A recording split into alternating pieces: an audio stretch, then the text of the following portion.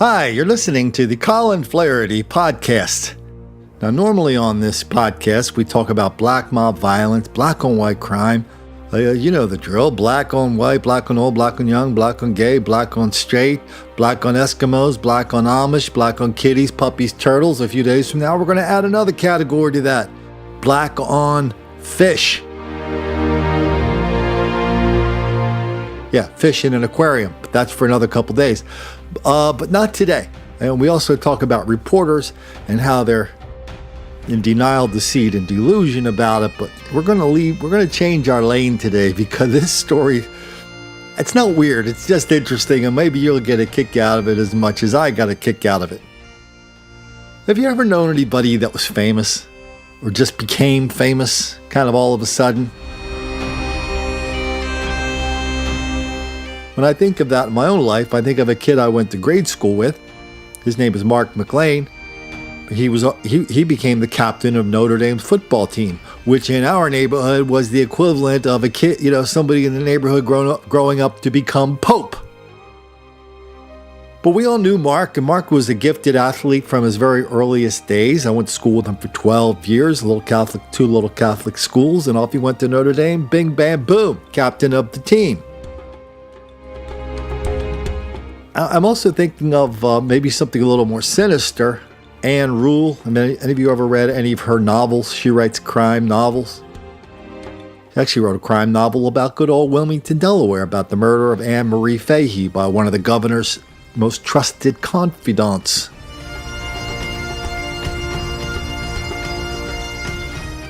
Anyway, her first book, she wrote her first book after she figured out she was sitting next to a serial killer. I forget how the story goes, whether it was a month or a year or 2 years or 3 years. But she had a job, not like a high-flying editorial job 50 stories above the streets of Manhattan. I think she had kind of a very, very modest job. I think she may have shared a desk or shared a cubicle, shared an office with Ted Bundy, the notorious mass murderer. The guy known for his charm. Anyway, Anne looks up one day and he goes, "Oh, there's Ted Bundy. He's just been arrested for being the most prolific and mass murderer in America." So in my own case, it kind of started a year ago, but it kind of hit the head this week. Somebody I've known for over 25 years. Somebody I've been to his house, played golf with many times, visited casinos with, had Thanksgiving dinners with, been running with, sat in his massage chair at his house and turned it on and felt the rollers going up and down my back. A guy I did a television show with for 5 years in San Diego, a San Diego public affairs show. A major Democrat / liberal / environmentalist. He was all over the news this week. He is now President Trump's point guy on tariffs, and he's been that way for a year. Does anybody remember the name Peter Navarro? Do you news hounds out there recognize the name Peter Navarro? Let's listen to a minute or so of some clips of Mr. Navarro in the news this week. We need it. We need it even for defense. We're going to have new jobs popping up. We're going to have much more vibrant companies. The move is designed to boost domestic production of U.S. metals. And despite a lukewarm response from conservatives to Trump's tariffs, Peter Navarro, assistant to president and director of the White House National Trade Council, says that no one should be surprised. President Trump has been fighting for workers since day one. No surprise here. The candidate Trump, 2016, said he was going to defend American workers against unfair trade practices, build up our defense industrial base, build up our manufacturing base. Today was a strong step towards that. You know what was beautiful about today? The people in that room. We had the top executives from the steel companies and the aluminum companies. The president went around and asked them, what did they need to keep steel and aluminum in this country? We're in danger of losing those two industries. This was about national defense, national security, economic security, manufacturing jobs, and he came in, as he has been doing, with a measured response that'll be very effective in keeping our jobs here. So I think this was a great day for America. What I think the president wants to do in terms of the World Trade Organization is send a very strong signal to them across the board on this issue of trade that we're not going to take it anymore. What we have is a country here in the United States which has the lowest tariffs in the world, lowest non-tariff barriers in the world, and all we get from that is not fair and reciprocal trade from our trading partners. What we get from that is $500 billion a year in trade deficits that put our wealth offshore and our jobs offshore. And a lot of the problem has been the World Trade Organization, which is over 160 countries, and a lot of them simply don't like us. And so we don't get good results there. So we're free traders. Let's be clear about that. Everyone in that White House is a free trader, but we are fair and reciprocal traders. And the World Trade Organization, I think, needs to change with the times. So when I first met Navarro, I was a reporter writing for a couple of different magazines and newspapers in San Diego, including one called the San Diego Reader, another called San Diego Magazine. So I would, I wrote about politics. I wrote about other things. I would write about him from time to time. Nothing, scandalous or anything like that. But he was kind of a fresh face on the San Diego scene. I don't even want to think about the dates on this, but let's just say the 90s. He was kind of a fresh face on the San Diego scene. He came in and he started a group. Now, Peter Navarro, I read in the San Diego paper today, they had a story about him where they talked to a couple people I knew about him because of his newfound visibility. They called him a populist. And they were trying to make comparisons between him and Trump as a populist. No, at the time, nobody was calling him a populist. He wasn't calling himself a populist. He was a liberal. He was a Democrat. He was the big dog, big kahuna of all the liberal environmentalists in San Diego. So the liberal environmentalists in San Diego, I know that's probably redundant, but it was mostly an affluent white crowd in the northern part of San Diego. Every once in a while they throw a bone down to the people that lived in the city or in the less affluent parts, saying, "Oh, we're for you too. We're gonna fight environmental racism," that kind of stuff. But most of the time, his crowd was the Volvo driving, Subaru driving. They had a certain lifestyle up there, nice houses, very affluent lifestyle. So Peter burst on the scene with a group he started called Prevent Los Angelesation Now, PLAN. I don't even remember the details of the plan other than it was a plan directed at developers to stop development. Now, I know all this about Peter because by the time that plan rolled around, by the time he became even more of a bigger dog in San Diego politics, I was no longer a reporter. I was running my own PR and marketing firm, and I was assigned on more than one occasion to do some opposition research on Mr. Peter Navarro. That's how I got to know him. Now, Peter Navarro, again, this wasn't the kind of opposition research where you'd go into somebody's trash can or you'd go through the bank records. I am sure I must have done some of that, but it became pretty clear pretty quickly that Peter Navarro was just what you saw on the surface. This was just a guy who felt deeply about these liberal and environmental democratic issues. He was part of the democratic machinery out there, such as it was. And, he did kind of want to jump in line to that machinery by doing this initiative. He was a professor of economics somewhere in San Diego. Was it? I even forget. Was it San Diego State, University of San Diego? I even forget. I should know this. But he had, so I did the research, and in the course of that, I read his books. At the time, he was kind of an energy economist. So I read all of his books, and his books were, I think, it's been so long. I'm just going to say this. There's a chance this might not be 100% accurate, but he was kind of an alternative energy person. He was kind of talking about the economics of coal and the economics of this kind of energy and that kind of energy. Every time he was, I remember reading one of his books and he was on energy and he was kind of going down the road full speed ahead, right in the direction of nuclear. But as soon as he got like an inch from there, he just did a wide berth around it and never mentioned nuclear again. So he was an economist. He is a doctorate in econ, but he was a very political person. So he ran for mayor after I don't think his plan thing passed. I'm not going to go back and look this up. It was a very big deal. He was clearly identified really early on as the boogeyman of San Diego liberal politics.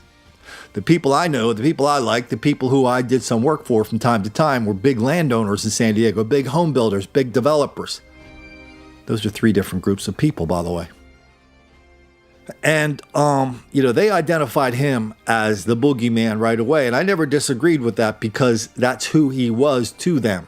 That's what I was telling them he was, because he was. He was unapologetic about it. He thought the developers had too much influence. He thought the developers were ruining the pristine environment of San Diego. And they didn't make any bones about that. I mean, that's the people he attracted were all down with kicking the hell out of the developers, supporting candidates who didn't like development, blah, blah, blah. And lots, Southern California being for development, and California all over the place. If you're in favor of somebody who owning a piece of property by putting one brick on top of that brick, well, that makes you a bad person. So if you're going to be a good person, you are against that.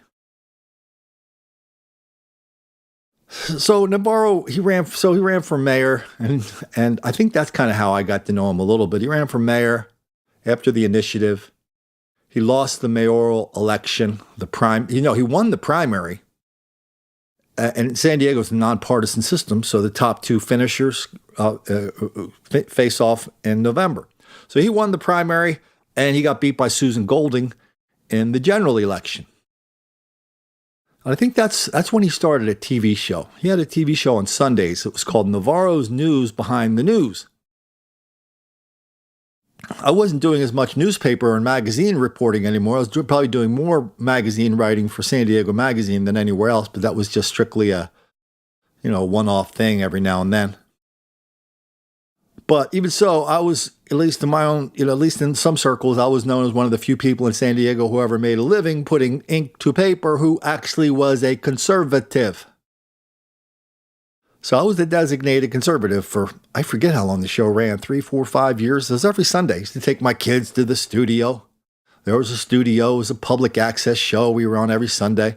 And we found a little bit of an audience. He was the moderator.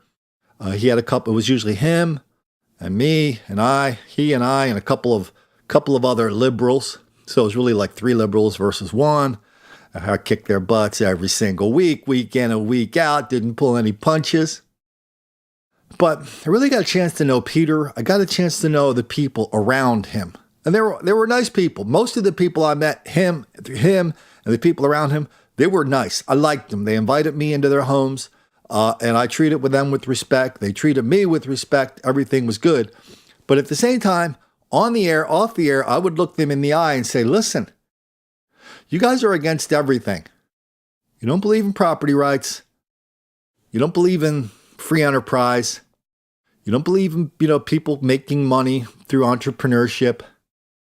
And especially for my boys in the home building industry on some level or another, you guys simply are not going to be happy until every single person who carries a hammer around his belt is out of a job. I said that 100 times on the air, off to there, to Navarro and every single one of his acolytes. And, they would usually just shrug it off as, it's just Colin, making a point. But it's absolutely the truth. That's what I would tell my boys in the home building business. This is what these guys, how they acted every single time. Whether it was, on one day they'd be down there at the Board of Supervisors or the City Council explaining why they need home builders to spend $10,000 per home on putting these. It sounds good. It sounds like you prevent storm water runoff. So you get these like tubes filled with hay and you line your property with them. That prevents a lot of runoff from going. The runoff, of course, is just rainwater. It never rains out there. The runoff is rainwater. It goes into a sewer pipe, goes right out into the ocean. In other words, you're going to dump some rainwater mixed with some dirt into the ocean, and they consider that a major environmental hazard. Navarro, it's hard to overstate his influence during that time, and how he definitely was the big kahuna of all the environmentalists in San Diego. Again, one of my clients, they built the San Diego Convention Center expansion, and so I was in on it a little bit, doing this, doing that. But the environmentalists would show up and go, "Listen, because what you do is when you build something, it was right on the bay. Any of you guys have been to San Diego, that big, huge convention center is right on the bay. And when you build a building like that, you're going to have some water leaking in from the bay into the parking garage or into the structure itself. So they build for that. They make a pump. So what you do is you get a pump and you pump the water, it comes in, it goes out right back to the bay. No big deal, right? No, to environmentalists, to Navarro's crowd in San Diego, everything was a big deal. Everything. So it turns out, so they were going down there. I'm not saying Navarro did this, but his buddies were there. And this is his kind of thing he was in favor of. They went down to the city council and the board of supervisors saying, "Oh, the convention center, they're dumping polluted water in the bay." It's kind of a big deal. So one of the engineer I know said, "Yeah, we're dumping polluted water in the bay.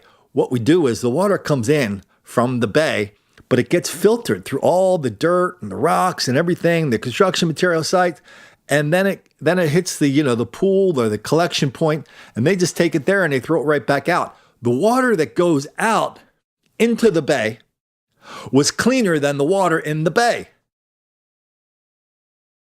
So technically, if you went on to San Diego Bay, you picked up a glass full of water and you put it back into the bay, you were a polluter. And that's the case they were making. And that's the kind of case probably not 1 in 100 reporters in that crazy little town ever figured out. They just knew that somehow the convention center was turning into an environmental disaster, because that's the way reporters and environmentalists roll in San Diego. So we did this show for 5 years, and it was a lot of fun. I remember one time, my kids, my kids liked Peter. He liked my kids. My kids, they hung around there. They watched all these cameras going. They watched the control room. Peter's wife was there, a very nice woman. I played golf with Peter, played golf with her many times. But we were in a running group on Sundays.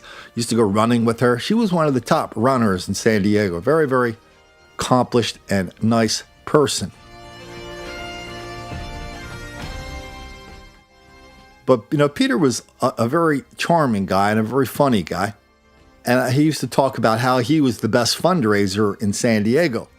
And then he would wait for a beat or two to wait for the other shoe to drop. And he would say, yeah, every time he runs for office, whoever's running against him raises $1 gajillion, because you absolutely did not have to work very hard. If you were a conservative or a property owner in San Diego running for office, and if you were running against Navarro, yeah, you would find a lot of people who were quite eager to support your cause, because he was the boogeyman. He was the devil incarnate. He was the great liberal environmentalist that was going to shut everything in San Diego down.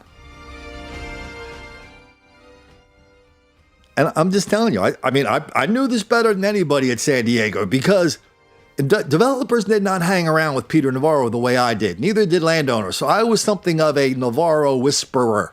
I read his books. I think Peter one time actually had me do something for him. It just involved going down to the TV stations.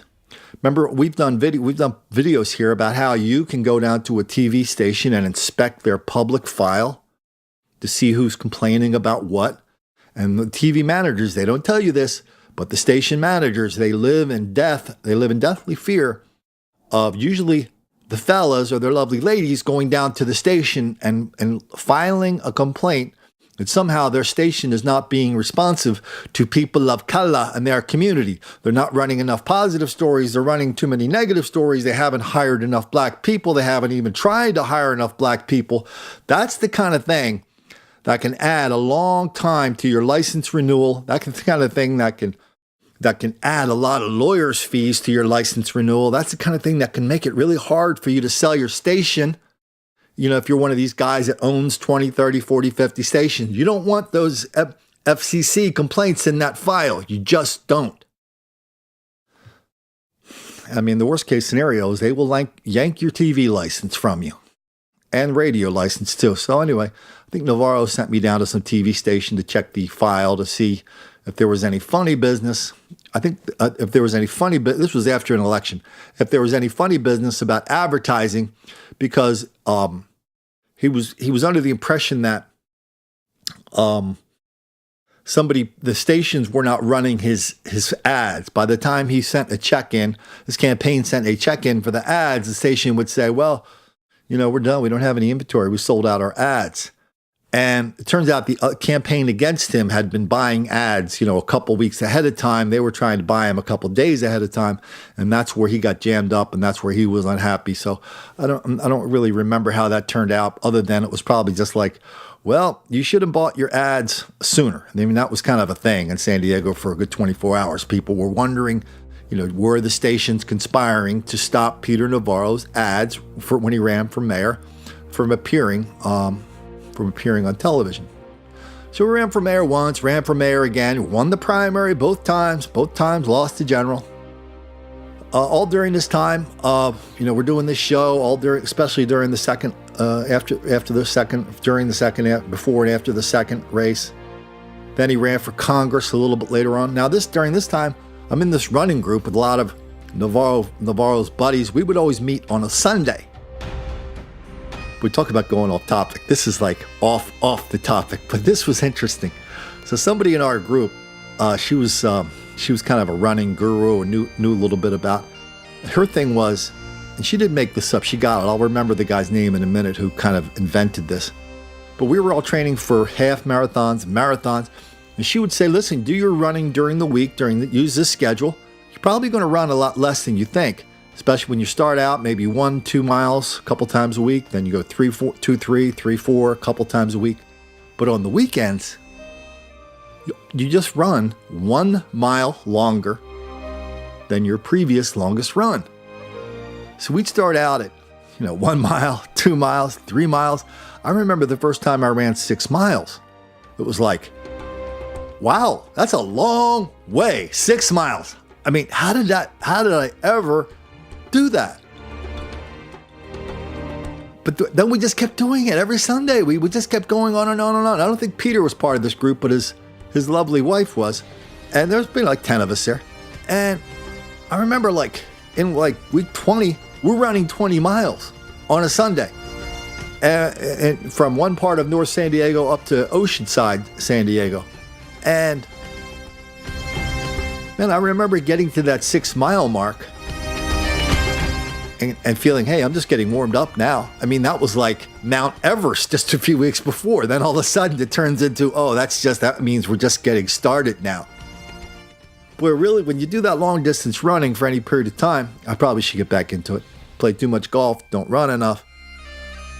You really do see that a lot of the barriers that you have in your life, they're in your head. They're barriers that you put there. That's probably why I'm not as sympathetic to the fellas as a lot of people are when I hear that they're relentless victims of relentless white racism all the time, everywhere. That explains everything. I mean, that's kind of a macro thing. On a micro thing, on a personal level, I mean, I feel like looking everybody in the eye and say, listen, you don't get any excuses here. Nobody cares about your excuses. So just get on with it. And if you're waiting for Sean King or Ta-Nehisi Coates or anybody else, Al Sharpton or Jesse Jackson, to come into your life and fill it with grace and joy and prosperity, if you're waiting for that, good Lord, you're like the person in this long distance run. They would just be sitting at Jack in the Box while the rest of us are, running up and down the coast. You don't get any brownie points for watching somebody else participate in the race, in the game of life. I don't know if Navarro would have been down with that kind of rugged individual kind of thing. I mean, he was an economist. I presume he was at least familiar. I mean, all economists know who Ayn Rand is. They pretty much all say she was an awful person because she was an awful person. I don't know if Peter ever said that. Anyway, so Peter was an energy economist. And after a while, we kind of went our separate ways a little bit. I moved up to a different part of North San Diego. I think Peter he took a job. He ran for Congress, and he was not successful in that. He had Hillary Clinton. Hillary Clinton came to town for him like a couple days before the election. Must have been, I want to say it was 96 he ran for Congress, because I think Bill Clinton was doing the re-election thing. So Hillary Clinton runs in for San Diego for Navarro, And I knew all the people running his campaign. I, just go to their house. I'd say, they would go. I remember seeing them once, and they showed me the Sunday paper. There's a picture of Hillary and Peter Navarro on the front page of the San Diego Union-Tribune. And they were all fired up. It was like, oh, Colin, did you see this, man? This is fantastic. I said, well, did you actually poll to make sure that the people in that district are down with Hillary? Because this paper is not doing Peter Navarro any favors. The San Diego Union-Tribune, such as it was not known as a liberal bastion, even though it was owned by a guy named David Copley, who was known for leading a liberal lifestyle. That's all I'll say about that. But, the editorial board was, let's just say, at one time it was conservative. Let's just say they lost their way, became moderates. Anyway, nobody was going to, but they weren't really down with Navarro. And so putting his picture on the front page of that paper told me that they were not doing him any favors. So he did not win that election. You know who knows Navarro really well in a very piercing way? Does the name Roger Hedgecock sound familiar? Roger was the mayor of San Diego, a job Peter Navarro aspired to more than once. Then I remember after Roger left the mayorship under, say, difficult circumstances, he started a talk show in San Diego in the 80s. Good Lord, he was the best talk show host in America right off the bat, especially the best local talk show host in America. Nobody was even second to that. Boy, Roger was so good. I remember him talking about NAFTA. Roger was never down with NAFTA. Okay, I'm your, average, whatever, conservative. I'm not going to go around reading the foreign trade documents. I'm just not. So if somebody tells me that NAFTA was free trade, I'm one of those guys that'll say, okay, I like free trade. I understand the economics of it. If you make, if you make shoes and you make cars, I mean, if I can make shoes less expensive than you can, and you can make cars less expensive than I can, I'll stop making cars, you stop making shoes, and all of a sudden we have created wealth from these specialties that we both pursue. I mean, that's like high school economics.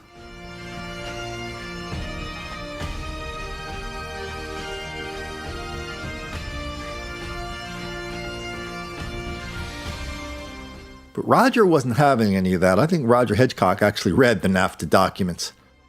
And he was raising the red flag on NAFTA for a long time. I wasn't really down with Roger about that. But I don't know.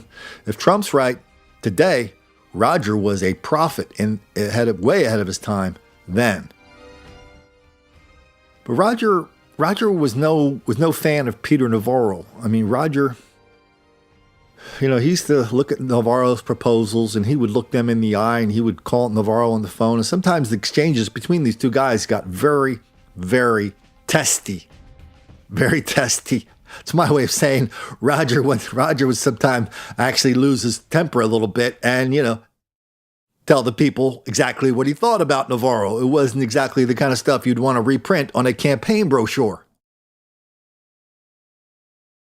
Roger had such a huge audience in San Diego. They all depended on him.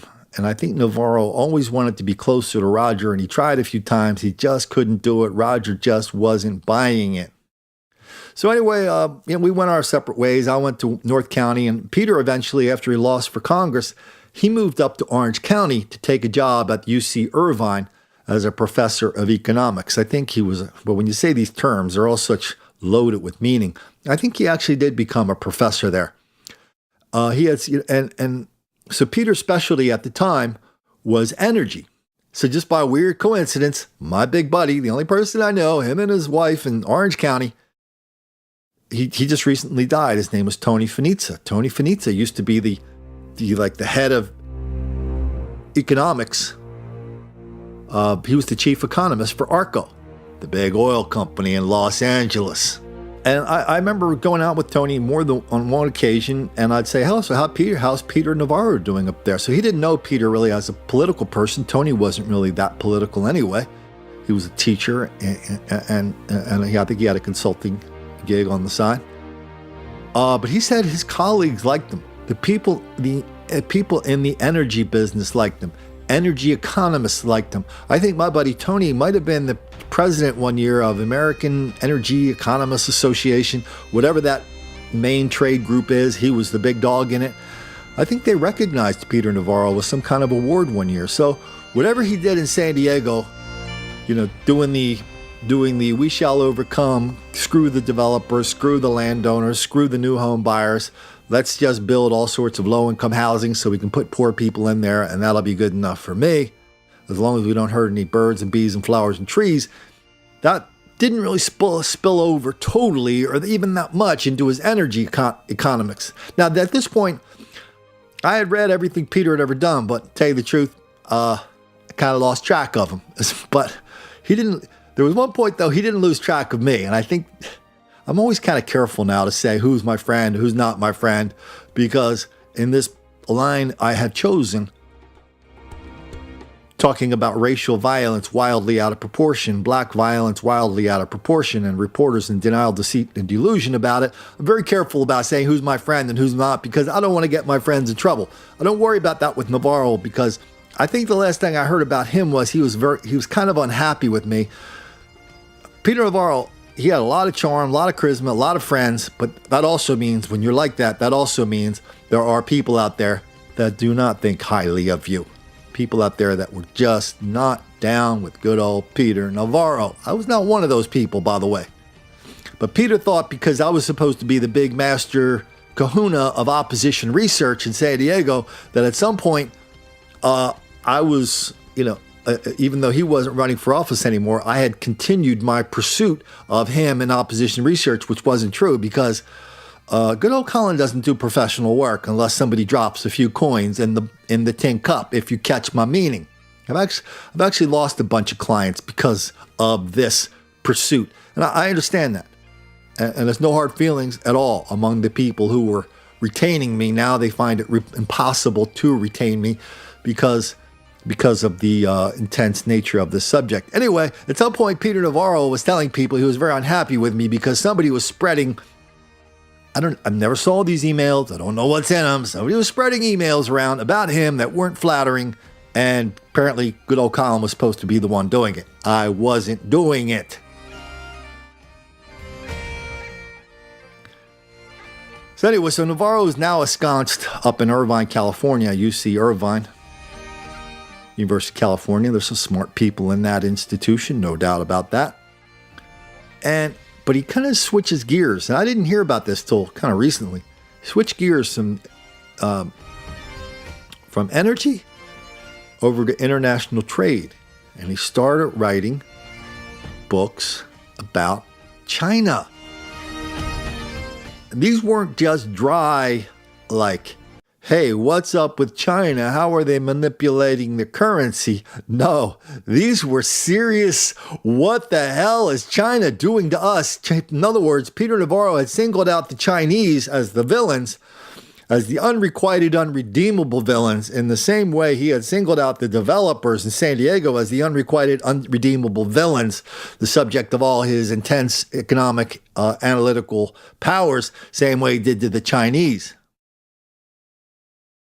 He wrote a couple books. He made a documentary about it. You guys want to listen to a few minutes of the documentary? We'll listen to like the first couple minutes of it, and I might even talk over some of it, because some of it's just visual. Okay, so the name of the documentary is Death by China.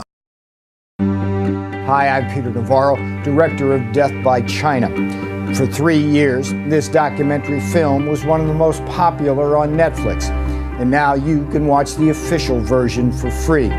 So enjoy the show, and afterwards, check out my new book and film, Crouching Tiger, What China's Militarism Means for the World. And please, help defend America and protect your family. Don't buy made in China.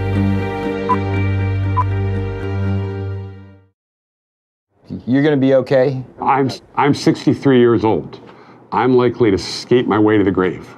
But I have 3 young children. So Navarro's talking to a steel producer. And I worry about their ability to work in American manufacturing down the road. Now we're looking at a ball that looks like it's something to do with jobs and how jobs are leaving the United States. It's graphically represented. Oh, now the ball turns into a red sun. The ball is rolling towards China under a picture of Chairman Mao. Bam! The website is called crouchingtiger.net.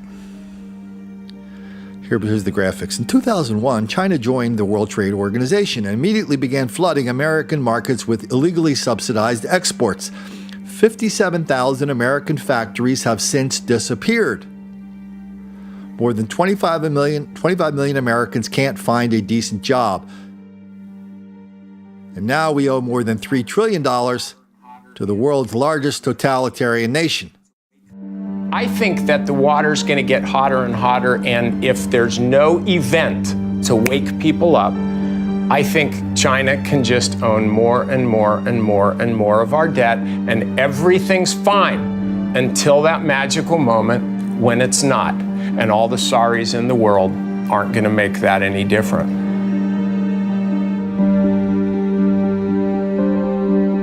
The film you're about to see addresses one of the most urgent problems facing America. There's a picture of a big knife going into the heart of America. Rapidly rising China. As you watch this film, it is important to always distinguish clearly between the good and hard-working people of China and their repressive communist government, now victimizing both American and Chinese citizens. Now we're seeing blood dripping down in the title of the thing. Death by China, narrated by Martin Sheen. That's a tip-off.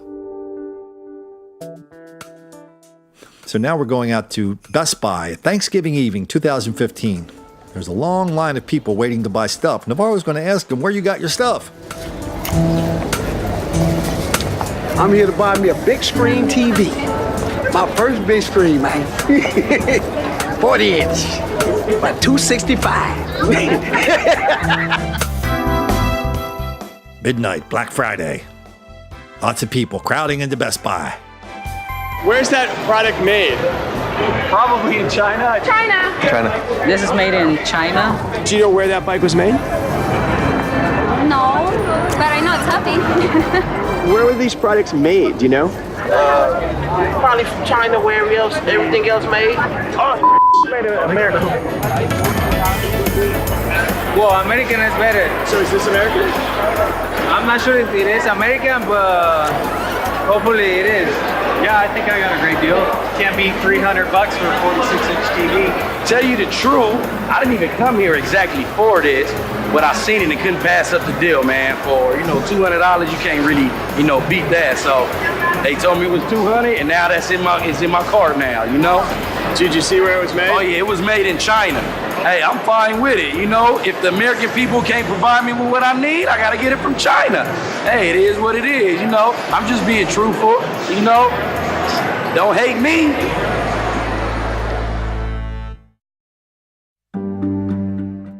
For every action, says the screen, there's an equal and opposite reaction. Now we're showing some buttons, flags made in China.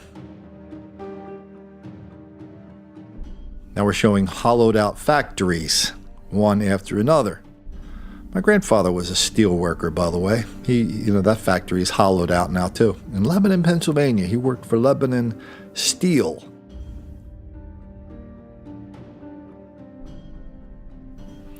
I think there's a little bit more to this factory thing that we haven't talked about. We'll talk about it in a minute. So how do you feel when Americans buy Chinese products?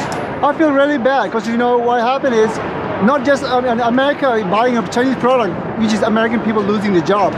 I was laid off 3 times within 6 months until I was permanently laid off. I graduated with my bachelor's in 2004. I've been out trying to use that, of course, because I spent a lot of money going to school, and I haven't been able to find anything. China, I think, is responsible for wiping out a good deal of the manufacturing that we have or had in Northeast Ohio.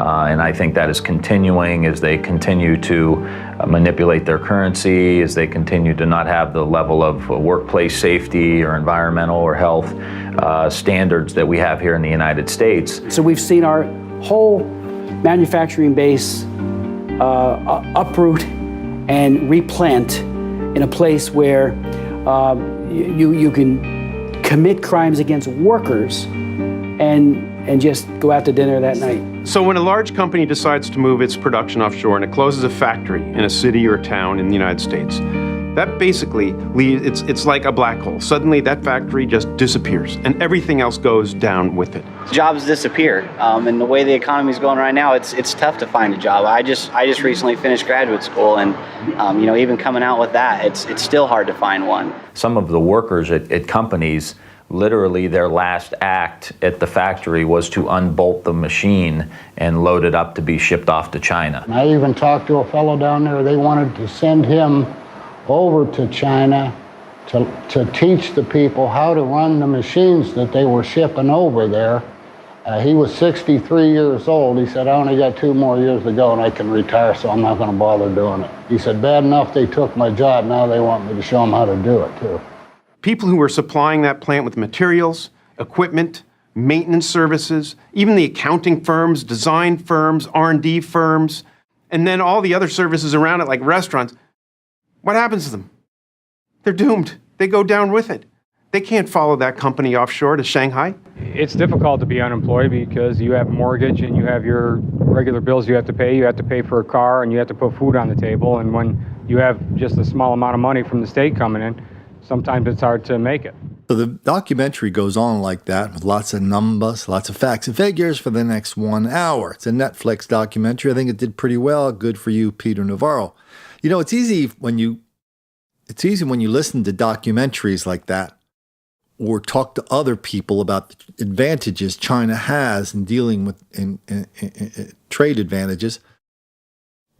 Do you get a picture in your mind of like third world factories with leaky roofs and people, you know, being chained to their work desks while they make your new iPhone?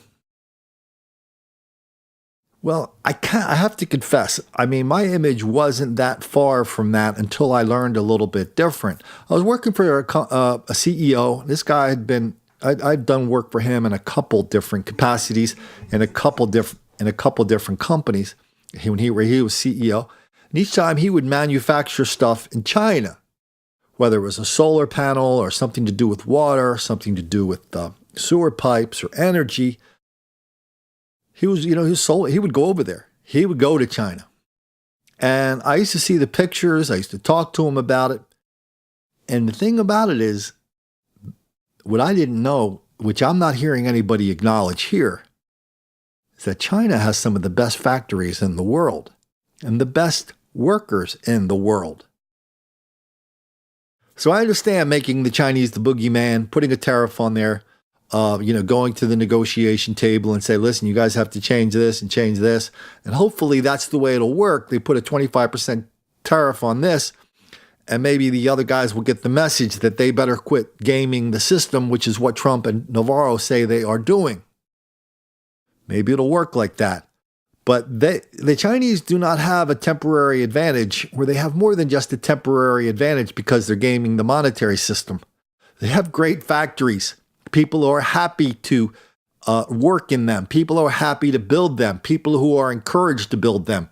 A government, a communist government, that is quite happy to encourage you to build them, even if it means in a place like Beijing, basically it's unlivable for Westerners for a good part of the year, because if you want to see the sun in Beijing, you must take a train outside of Beijing and go for a couple of hours. Then you will find some sunshine. That's how bad the pollution is over there. I acknowledge all that. But here to me is the weird thing about putting Navarro in this position of the point guy on trade. We're going to bring he's quite vocal about how we're going to bring the aluminum business back. We're going to bring the steel business back. Look, these are big. Have you ever been near a steel plant? I mean, these are big, dirty places. That's where people make a lot of money, where people raise families, where people send their kids to college and buy nice cars and take vacations. That's what happens when you work in a place like that over a period of time, if you stick it out. But if you ever wanted to build an aluminum factory or a steel mill anywhere close to San Diego, anywhere in California, I don't think it would be possible. just don't think it would be possible because the enviros out there, and I include Peter Navarro right at the top of the list of people who are considered environmentalists in San Diego, they're just not into anybody building anything because there's always a reason why. They're just control freaks. They're afraid of the future, so they try to control the future. And they're just control freaks. They don't like anything being built, especially if they think somebody's going to make $1 or $2 on it. They just don't like it. I was involved in a lot of projects out there, and this is the way it worked for people who weren't listening to good old Colin whispering in their ear. The enviros would show up, including many of the people in Peter Navarro's circle. They would show up and go, yeah, well, we're not against your project, you understand. We just don't really like the location of it. Okay, that's basically, that's environmental speak for F you. Or we're not against your project. We would just like to do some more environmental studies on it. That doesn't sound unreasonable, does it? Until you learn the environmental studies take a year or 2 or 3. And during that year or 2 or 3, they're going to be in the papers, in the TV, on the radio, on the web, every damn day spreading lies about your project. And when you come back with your environmental studies and you go, oh yeah, we hired some greenies at the university who are your friends too. We paid them a lot of money. Here's the report saying this is all okay for the birds, the bees, and the flowers and the trees. As a matter of fact, the way these guys are going to build their project, we're going to have more birds, bees, flowers, trees out there. And I swear, 9 times out of 10, the environmentalists look at you going like, oh, what are you talking about? I don't remember asking for any study. I don't care about your study. We don't like your project. No, we're just against it. We're just against it. We're against all development, period. They would reject that characterization of it. They would just say, no, we just want, reasonable development.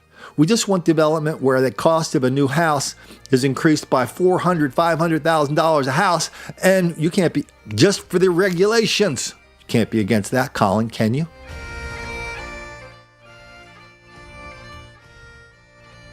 So Navarro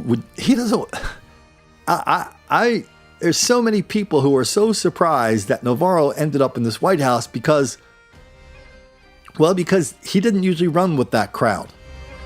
I think Trump found his books. Trump gave him a nice blurb on a couple of his books in his video saying, you got to pay attention to this to see how China's eating our lunch.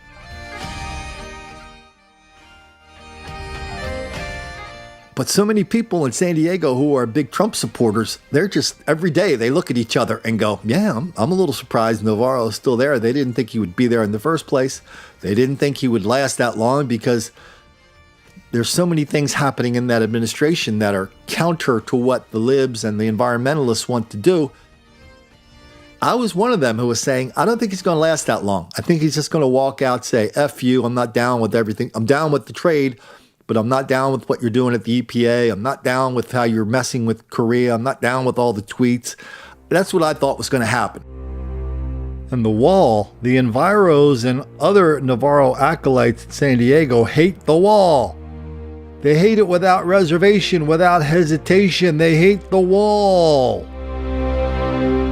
Which goes to show you that's why I never try to predict the future around here, because it's against the law in the state of New York and I'm not particularly good at it. But the weird thing is, Trump's done some development in California. He did it very successfully. I mean, there's a golf course up in, I want to say, North Orange County or South Palos Verdes, so it would be South Los Angeles County. Big golf course, a beautiful course, but one day a big storm came in and just took off a big chunk of the 18th hole. Trump bought it. He had to restore it. But to do anything in California on the coast, you have to go to the Coastal Commission. For most people, that's a nightmare.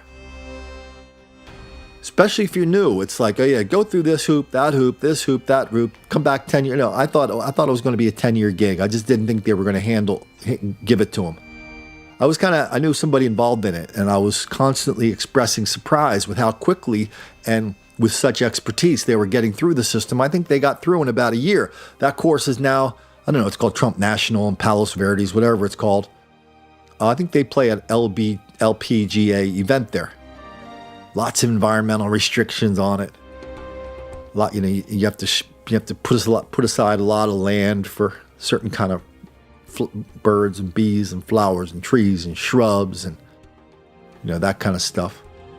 But see, Trump, I mean, good Lord, if anybody's the face of a real estate developer in this country, on this planet, it's Trump. Navarro was not down with the real estate developers. I don't know how I could say it any more plainly than that. By the way, if Peter Navarro knocked on my door right now, or with or without his lovely wife Janet, I don't know if they're still married or not. If they knocked on my door, I'd stop this podcast and I'd go shake his hand. I'd give him both the big abrazo and I'd congratulate him for all the success he's enjoyed in Washington, D.C. And since then, I mean, I always liked him. I liked his family. I knew who they were and they knew who I was, and everybody was fine with it. I mean, they tried to entertain me. I tried to entertain them. But at the same time, I mean, he's not down with the real estate developers like Trump. Who's going to be? When I looked at you saw when you heard part of the documentary, you heard about all these hollowed out factories, all these factories closing, all these jobs leaving. Okay, maybe the Chinese are the boogeyman doing part of it. But good Lord, we simply cannot relieve the environmentalists like Navarro for responsibility for forcing a lot of these companies out of this country. I mean, when you think of California, you think of all these great industries California used to have that aren't there anymore, whether it's making furniture or planes or this or that. They all just moved out. They just moved. They moved to another state. They moved to another country. And there's a lot of businesses in California they would leave today because of environmental regulation. They would leave today if they could, if they weren't locked into some long-term lease. I mean, some of these businesses, they're in leases of 10, 20 years long. Plus, they have this enormous equipment they have to move. I mean, moving some of these companies is not a casual thing. So they stay and they hold their breath. And they go, every businessman in California is going, well, maybe I can hold my breath longer than they can. Because they've got to come up for air at some time. They've been so busy, so relentlessly trying to kill business and enterprise in California. I was out there for 35 years. I saw it firsthand. That's their thing. That's what they do.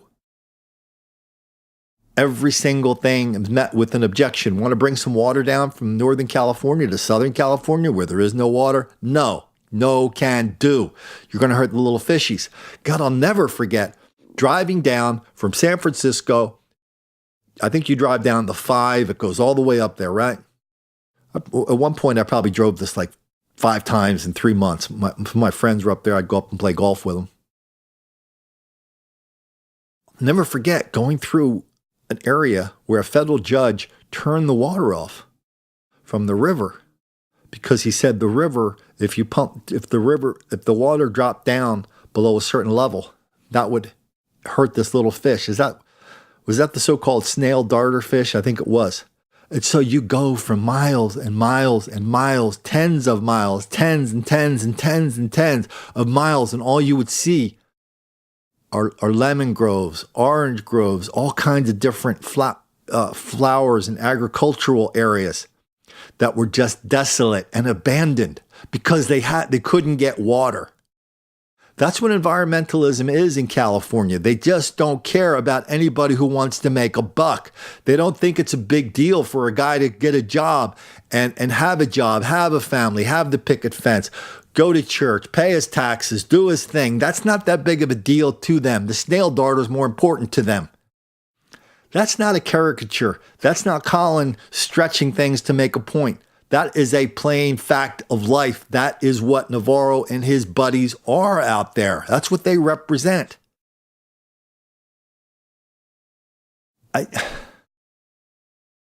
And so now we're told that, we're going to bring manufacturing back to the United States by putting up tariffs. Okay. I hope it works out. Maybe we won't get into a trade war. Maybe the world won't end. I mean, that's the problem, right? The Democrats have already told us how many times was the world supposed to end in the last 6 months. If we pass this bill, the world's going to end. Pass that bill, world's going to end. Pass this bill, world's going to end. Well, this is definitely an action with certain world earth-shaking consequences. But now the little boy cried wolf too many times, and all of a sudden, Peter Navarro, who could be construed the wolf, he rolls in and he goes, hey, everybody, anybody up for some tariffs on those big bad Chinese? Because they're cheating. They're factories. They're not playing fair and square. And anybody stands up and goes, hey, the Chinese, we're not, they're handing our lunch in expertise and research and development and skills. I know they're a bunch of commies, and the commies apparently have magical ways of manufacturing money and hard work and work ethic. Okay. But they're handing us our lunch. And if we're going to do this tariff thing, I mean, is that it now? We're now going to be a country where we're essentially begging the rest of the world for mercy when the world cleans our clock in these really important industrial areas? I don't see how that really works. But that's what I learned all this week watching Navarro, watching a lot of his conservative followers who have seen the light on this whole business of tariffs. That's what I learned this week as I watched one of America's most prominent, most visible, most effective no-growth politicians become the point man, the spokesman for jobs and growth that he has spent a whole career fighting against. I've heard the lovely Ann Coulter say how fantastic it was that off we go. Oh, and by the way, this has to be said. I'm not saying this is Ann Coulter doing this. But the lovely ladies, the lovely ladies love Peter Navarro. They thought he looked like Robert Redford. And, in case you haven't noticed, if a chick says you look like Robert Redford, that's a good thing, okay? That's a good thing.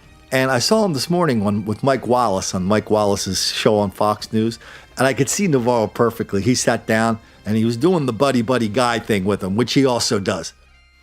This guy's not a chick hound by any means, but the chicks do enjoy him. But he sat down with Navarro and he goes, hey, Chris, good to see you, my friend. Well, basically, Chris Wallace didn't give Navarro a moment's peace for 12 minutes. I've never seen Chris do an interview like that. He was badgering Navarro, cutting him off, wouldn't let Navarro finish.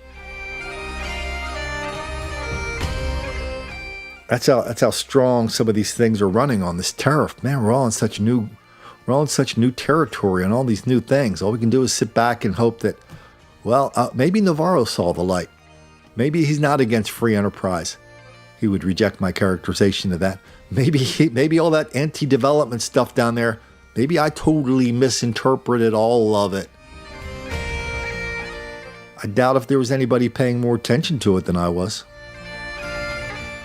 I was the Navarro whisperer. And in Southern California, that really wasn't something that made many black kids angry.